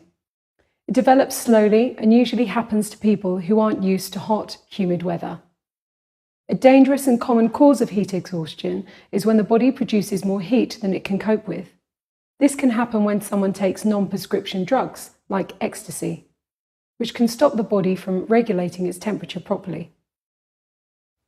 There are 6 key things that may lead you to suspect someone has heat exhaustion: a headache, dizziness and confusion, a loss of appetite and feeling sick, sweating with pale, clammy skin, cramps in the arms, legs and stomach, and fast, weakening pulse and breathing.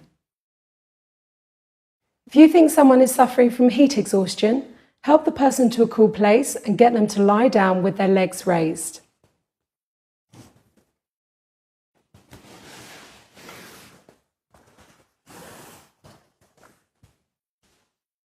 Give them lots of water to drink, and you can also give them an isotonic drink to help replace the salt in the fluid that they have lost through sweating.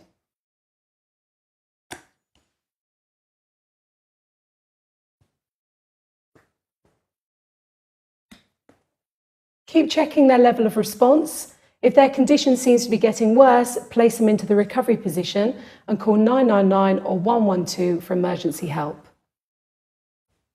So remember, help them lie down in a cool place, raise their legs and give them water to drink. And that's how you treat someone with heat exhaustion. If this video has been helpful to you, help support St John Ambulance by going to sjaa.org.uk/. Frostbite happens when parts of the skin and other tissues freeze due to low temperatures.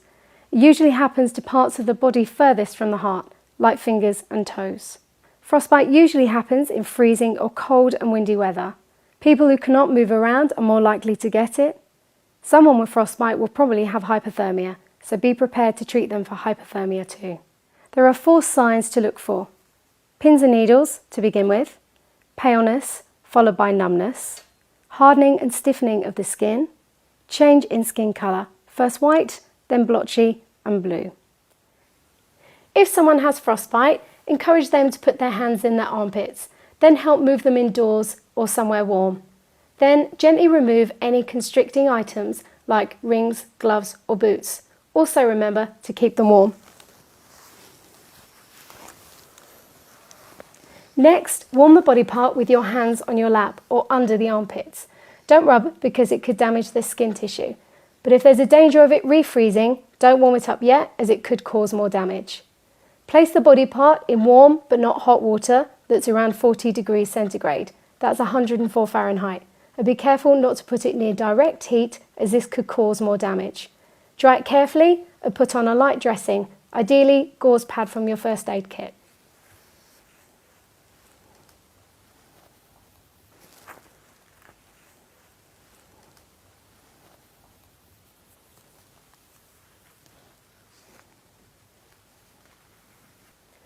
Once you've done that, help them to raise their limb to reduce swelling. You could use a cushion or sling. You can give them some painkillers for the pain, then take or send them to hospital, but make sure their affected limb is raised. So remember, when treating someone with frostbite, put their hands in their armpits, remove restricting clothing, warm the body part with your hands, use warm water but not hot water to warm the affected limb, put on a light dressing, give them painkillers and take them to hospital. And that's how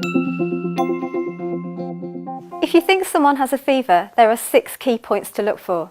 To start with, high temperature above 37 degrees Celsius, pale skin. They may feel cold with goose pimples, shivering with chattering teeth. Later on, hot flush skin and sweating, headache and general aches and pains. Take their temperature using a thermometer. If it's above 37 degrees Celsius, it's a fever. Give them plenty of cool drinks to replace any fluids they lose from sweating. If they are feeling unwell, you can give the recommended dose of paracetamol. But remember, don't give any aspirin-based product to anybody under the age of 16. If you are worried about their condition, then call their doctor's surgery for some advice. If their temperature is above 39 degrees Celsius, then call their doctor or the NHS advice line. If their condition worsens, then call for an ambulance immediately, and if it's a child, be prepared to treat them for a seizure. Remember, check their temperature, keep them cool, give plenty of cool drinks. If their temperature is over 39 degrees Celsius, seek medical advice, and if their condition worsens, call for an ambulance. That's how we treat a fever. Dehydration occurs when the amount of fluids lost from the body is not adequately replaced. It is mainly the result of excessive sweating through sporting activity, hot temperature or fever, but can be caused by diarrhea and vomiting. There are 4 signs of dehydration to look for: headaches and lightheadedness, dry mouth, eyes and lips, small amounts of dark urine, muscle cramps. If someone is dehydrated, help them to sit down and give them plenty of water to drink. Giving them an oral rehydration solution to drink will help replace the salt and other minerals which they've lost. You can buy rehydration sachets from the pharmacy. If they have any painful cramps, encourage them to rest and then help them stretch and massage the muscles that hurt. Keep checking how they're feeling. If they still feel unwell once they're rehydrated, then encourage them to see a doctor straight away. So remember, when you're treating dehydration, help them to sit down, give them water, give them an oral rehydration solution, encourage them to see a doctor if it doesn't go away. And that's how we treat dehydration.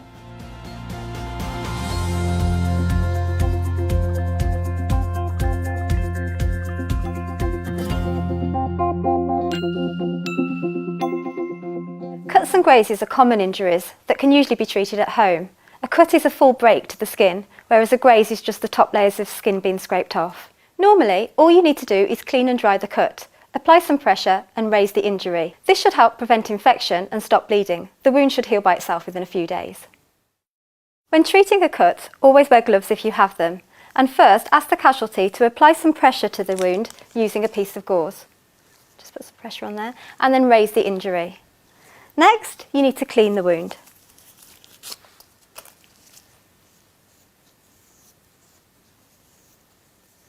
And gently dry it.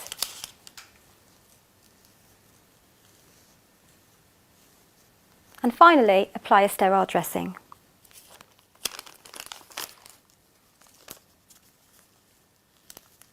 Just remove the gauze. Brilliant.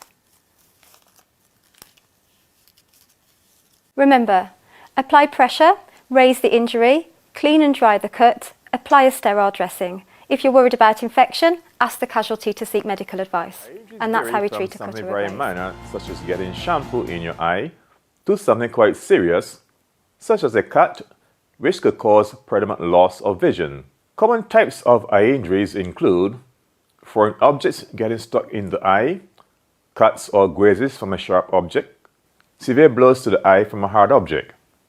If you think someone's hurt the eye, there are 5 key things to look for: pain in the eye or eyelid, a visible wound or bloodshot appearance, partial or total loss of vision, blood or clear fluid leaking from the wound, screwed up eyelids and watering if there is something in there.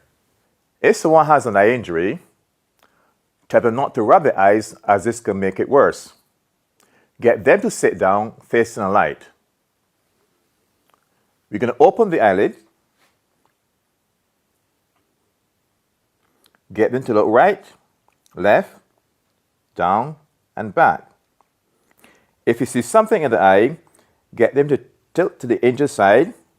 You can use a jug of water or saline solution to remove the object.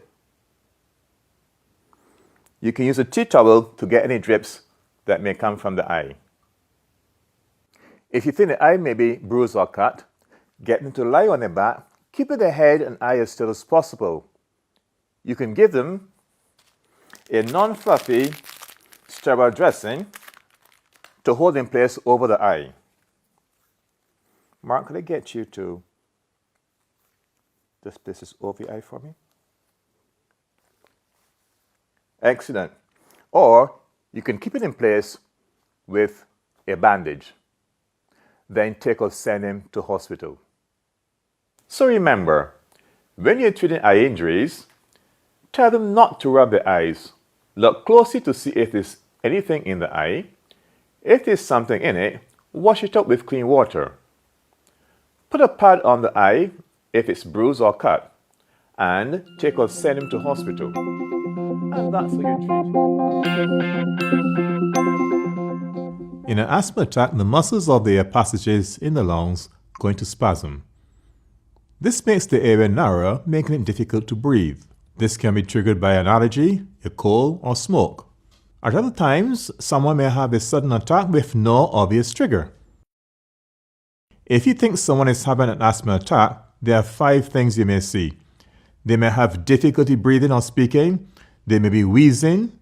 They may be coughing a lot. They may be distressed, anxious. They may have a grey-blue tinge to their lips, the earlobes, or the nail beds. People with asthma usually know how to deal with their own attacks by using their reliever inhaler, usually with a blue cap at the first sign of the attack. But if they don't, or if the attack is severe, you may need to help. When treating someone having an asthma attack, keep calm. Reassure them and advise them to use their reliever inhaler straight away. Advise them to use a spacer if they have one. Amy, use a spacer with the inhaler. Yes.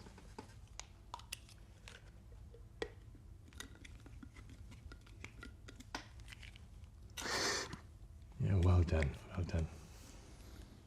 Ask them to breathe slowly and deeply to help control their breathing.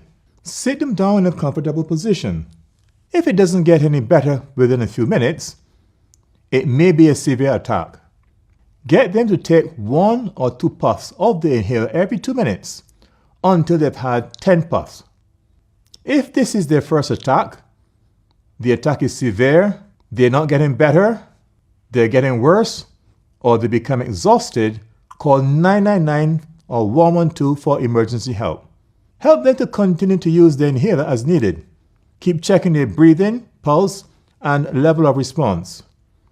If they do become unresponsive at any time, treat a casualty who is unresponsive. So remember, reassure them. Help them to use their reliever inhaler. If the attack is severe, call 999 or 112 for emergency help and monitor their level of response. If they become unresponsive, treat as an unresponsive casualty. And that's how we help someone with an asthma attack.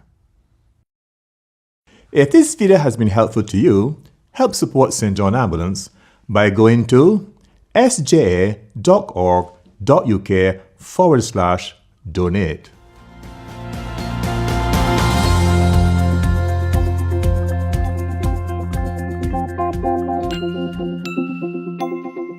Sunburn is caused by overexposure to the sun, a sun lamp, or overexposure to radioactivity, although this is extremely rare. We can avoid overexposure by covering the skin with clothing and wearing sun cream. If you think somebody may have been sunburnt, there are 3 things to look for: reddening of the skin, pain in the area that's been burnt, and blisters.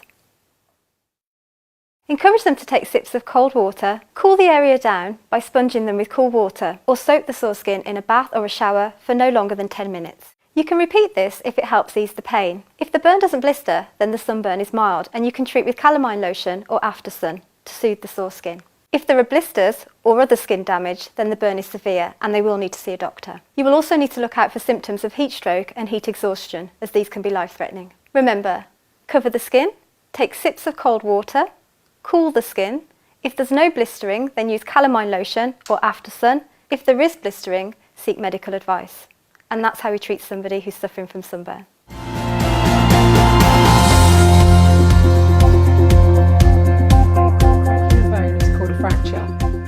broken bone that does not puncture the skin is called a closed fracture. But sometimes a bone can puncture the skin. This is called an open fracture. Even if you can't see any blood, the break will have caused some internal bleeding, and the injured person may develop shock. Bones that are still growing, like children's bones, are supple and can split, crack, or bend quite easily, a bit like a twig, but the injury is still very painful. If you think someone has a fracture, you may see swelling and bruising. They may have difficulty moving and have movement in an unnatural direction. The limb may look shorter, twisted, or bent. There may be a grating noise or feeling if the limb is moved, have loss of strength, or see signs of shock. If you think you've broken a bone, support the injured part to stop it from moving. This should help ease the pain and prevent any further damage. Place padding around the injury for extra support. If it's an open fracture, cover the wound with a sterile dressing and secure it with a bandage.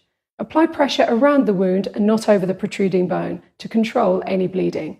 Call 999 or 112 for emergency help. While you're waiting for help to arrive, don't move the casualty unless they're in immediate danger. Support the injured area. For example, fractures on the arm can be secured against the body with a sling.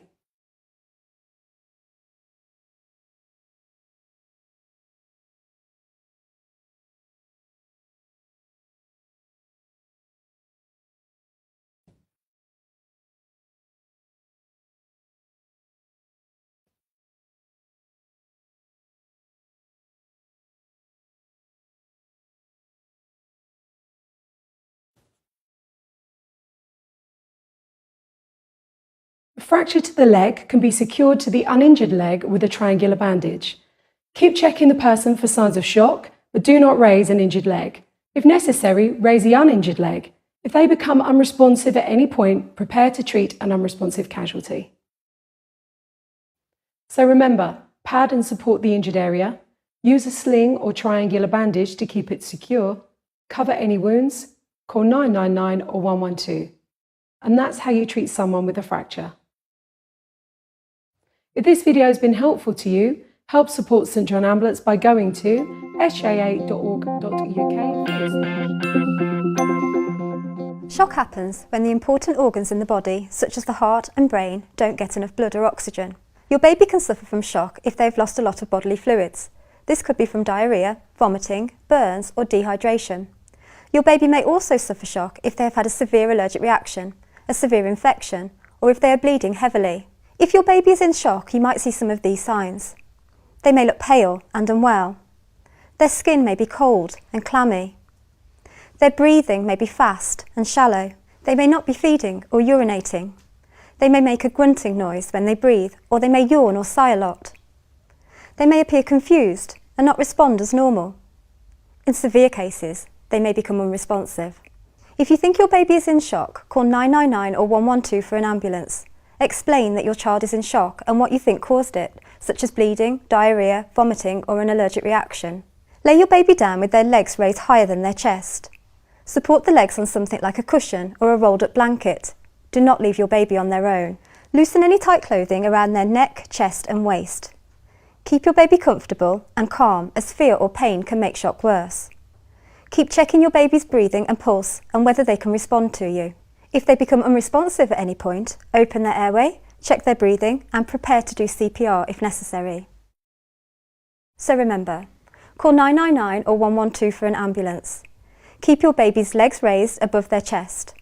Keep them calm and comfortable. Keep checking their breathing. And that's how you treat a baby for shock. Thanks for watching. Help support St John Ambulance. Donate today.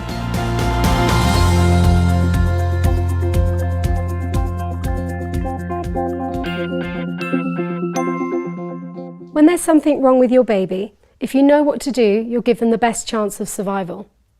If you've found your baby is not responding to you, you'll need to do a primary survey. If they are breathing, try to keep calm and put them into the recovery position. This is the safest position for your baby until help arrives. Cradle your baby in your arms with their head tilted downwards. Then call for an ambulance. Keep checking your child's breathing, pulse and level of response while you wait for help to arrive. And that's how you put a baby in the recovery position. Thanks for watching. Help support St John Ambulance. Donate today.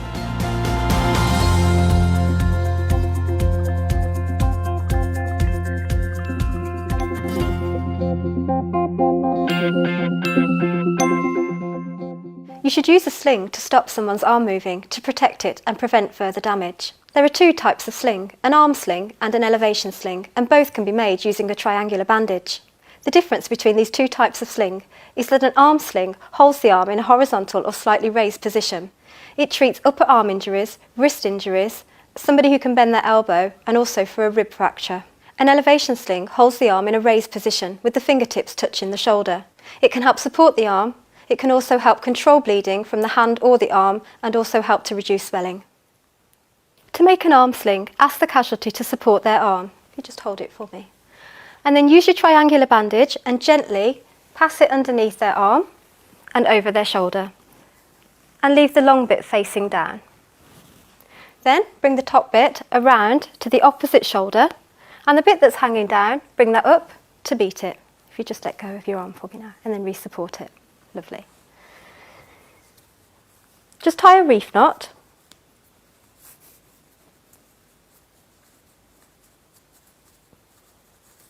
And then tuck the corners underneath. And make sure the whole of the arm is supported, down to the little finger. With the bit that's left over, just twist it until it becomes nice and tight and it snugly fits in around the elbow. To make an elevation sling, first ask the casualty to support their injured arm. You just support it there for me, and their fingertips should be touching the shoulder. Lay your triangular bandage over the injured arm. Just get the casualty to hold it in place. Just hold it there for me. Come underneath the arm, around the back, and then tie using a reef knot.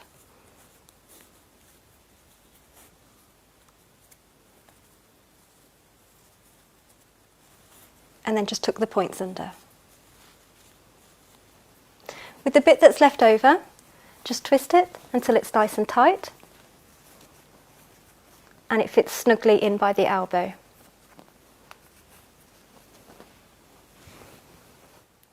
To check circulation, you need to squeeze the fingernail for 5 seconds.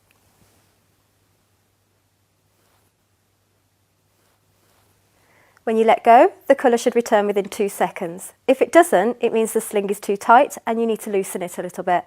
Keep checking the circulation every 10 minutes. So remember, there are 2 types of sling. You need to know which one to use for each condition and how to apply them.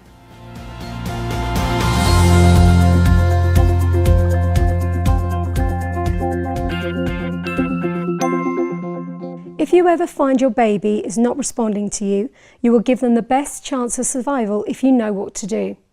If you have found your baby unresponsive and not breathing normally, you will need to perform baby CPR. Call for help.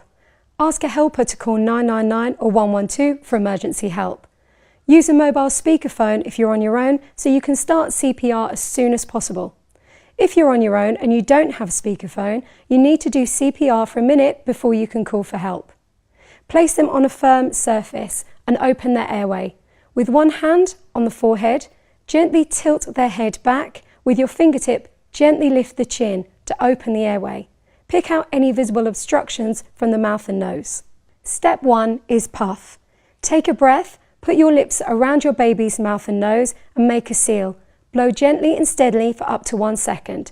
The chest should rise. Remove your mouth and watch the chest fall. That's one rescue breath or puff. Do this 5 times.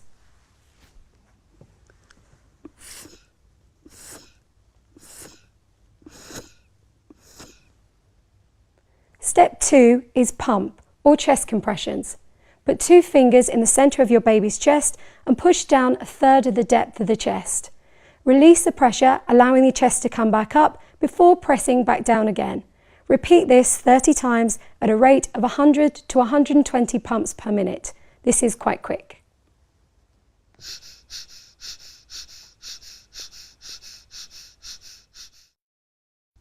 After 30 chest pumps, open the airway and give a further 2 puffs. Continue to alternate between 30 chest pumps and 2 puffs.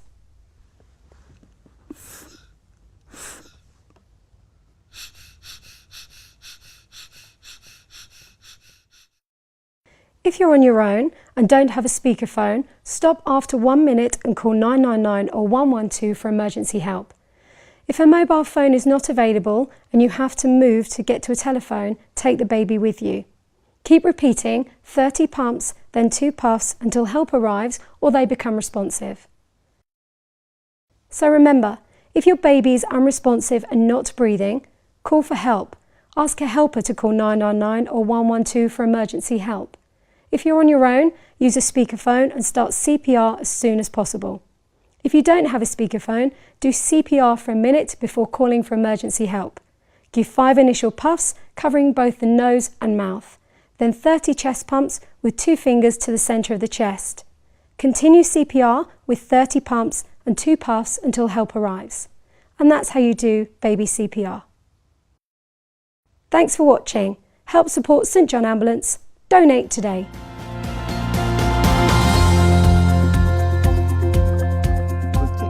What to do if you found someone collapse. The initial assessment is called a primary survey. This is a quick, early assessment to establish how best to treat a casualty in order of priority. We can use the initials Dr. ABC or DRABC to remind us of the steps we need to follow. These initials stand for danger, response, airway, breathing, and circulation. Then I'm going to see if I can get a response from the casualty. As you approach, introduce yourself. Ask them questions to try to get a response. If they're not alert and do not respond to your voice, kneel down beside them and gently shake their shoulders. Hello, Amy. It's Winston. Can you hear me? Open your eyes. Still no response? You can pinch their earlobe to see if they respond to pain. Depending on how the casualty responds to you, will establish a level of response. We use the AVPU scale, and each letter can represent the casualty's level of response. A. Alert. V. Response to voice. P. Response to pain. And U is the casualty unresponsive to stimuli. If there is still no response, they are unresponsive. We need to check the airway. Is the casualty alert and speaking to you? You know that there is no problem with the airway. It is clear. If the casualty is unresponsive, open the airway by putting one hand on the forehead and gently tilting the head back with 2 fingers under the chin. Now we need to check to see if they are breathing normally. We do this by placing our ear and cheek over their nose and mouth, looking down the body to see if the chest rises and falls. We do this for 10 seconds.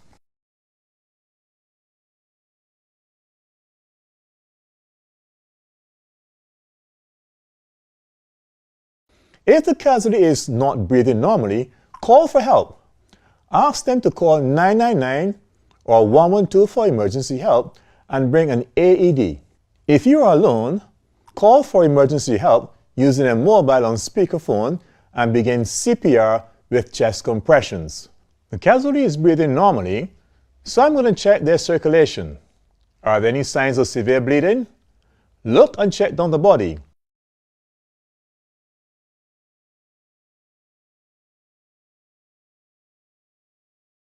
If you find severe bleeding, try to control the bleeding to prevent life-threatening shock. Call 999 or 112 for emergency help before continuing to treat the casualty.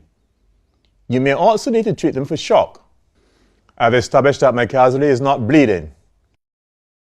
So remember, to do a primary survey, follow the order of Dr. ABC. Complete each step in that order as quickly as possible, dealing with any life-threatening conditions as you find them. Call for emergency help. Call 999 or 112. And that's how we perform a primary survey. If this video has been helpful to you, help support St. John Ambulance by going to sja.org.uk. If after performing the primary survey, you find someone who is unresponsive and not breathing normally, call for help. Ask someone to call 999 or 112 and ask them to bring an AED if one is available while you begin CPR immediately. If you're on your own, make the call yourself, ideally by using a mobile on speakerphone so that you can begin CPR as soon as possible. You will need to start with chest compressions. Kneel down beside the casualty's chest. Place one hand center on the chest and place the heel of your other hand on top and interlock your fingers to lift them off the ribs. Lean over the casualty with your arms straight and press down on the chest to 5 to 6 centimeters. Release the pressure, allowing the chest to come back up without removing your hands from the chest. Repeat this to give 30 chest compressions at a rate of 100 to 120 beats per minute. This is quite fast. To help you keep pace, you can sing Staying Alive.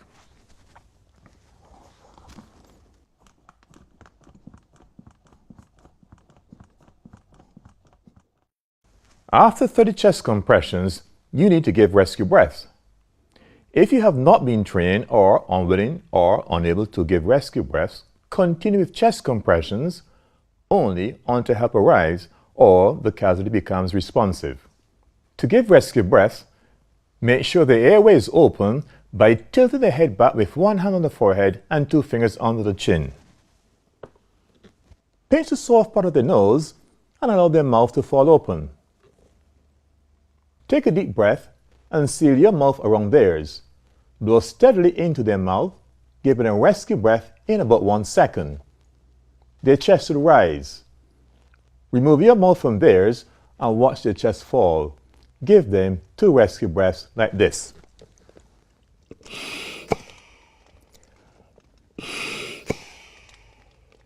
Continue to alternate 30 chest compressions and 2 rescue breaths. If someone can help you perform CPR, you can swap over every 1 to 2 minutes with minimal interruption to chest compressions. If there's someone there who can help, if they have brought you an AED, ask them to turn it on and follow the instructions while you continue CPR. Continue CPR until emergency help arrives and takes over. The casualty starts to show signs of becoming responsive. They start breathing normally or opening their eyes, or you become too exhausted to continue. If they do start breathing normally, again, place them in the recovery position, monitor them, and prepare to start CPR again if necessary. So remember, if you come across an adult who is unresponsive and not breathing normally, call for help. Ask a caller to call 999 or 112 for emergency help and ask them to bring an AED. If you're on your own, make the call yourself, ideally by using a mobile on speakerphone so that you can begin CPR. Give 30 chest compressions, followed by 2 rescue breaths. Continue giving 30 compressions and 2 rescue breaths until help arrives or they become responsive. If an AED is available, continue CPR while the instructions from the device are followed by your helper. And that's how we perform CPR. If this video has been helpful to you, help support St. John Ambulance by going to sja.org.uk/.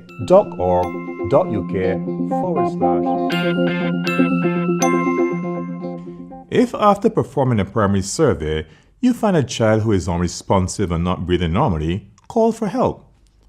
Ask someone to phone 999 or 112 and ask them to bring an AED if one is available while you begin CPR immediately. If you're by yourself and do not have a speakerphone, start CPR with 5 initial rescue breaths, then 30 chest compressions and 2 rescue breaths for 1 minute before calling for help. To give rescue breaths, open the airway by tilting their head back with one hand on the forehead and 2 fingers under the chin. Pick out any obstructions from their mouth to clear the airway, only if you can clearly see something. Keeping their head in this position, pinch the soft part of their nose, allow their mouth to fall open. Take a deep breath and seal your mouth around theirs. Blow steadily into their mouth, giving a rescue breath in about 1 second. Their chest should rise. Remove your mouth from theirs and watch their chest fall. Give them 5 initial rescue breaths at about 1 breath per second, like this.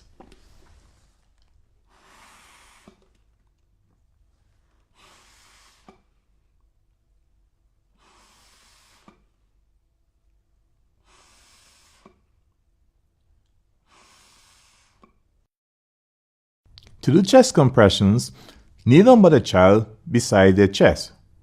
Place only one hand on the center of the chest. Lean over the child with your arms straight and press down vertically 1/3 of its depth. Release the pressure, allowing the chest to come back up without removing your hand from the chest. Repeat this to give 30 chest compressions at a rate of 100 to 120 beats per minute. This is quite fast, and to help you, you can sing Nelly the Elephant, which can help you to keep up with the pace.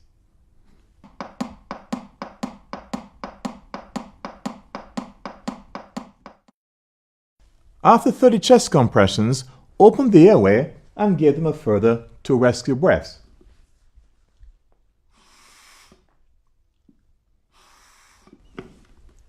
Continue to alternate between 30 chest compressions and 2 rescue breaths until help arrives. If you're on your own and don't have a speakerphone, stop after 1 minute and call 999 or 112 for emergency help. If a mobile phone is not available and you have to move to get a telephone, take the child with you if you are able. Do not leave the child to look for an AED. The emergency services will bring one with them. If there's someone there who can help, if they have brought an AED, ask them to turn it on and follow instructions while you continue CPR. If they can help you perform CPR, you can swap over every 1 to 2 minutes with minimal interruptions to chest compressions. Continue CPR until emergency help arrives and takes over. The child starts to show signs of becoming responsive. They start breathing normally or opening their eyes, or you become too exhausted to continue. If they do start breathing normally again, put them in the recovery position. So remember, if you come across a child that's unresponsive and not breathing normally, call for help. Tell a helper to call 999 or 112 straight away and ask them to bring an AED. Give 5 initial rescue breaths, then 30 chest compressions followed by 2 rescue breaths.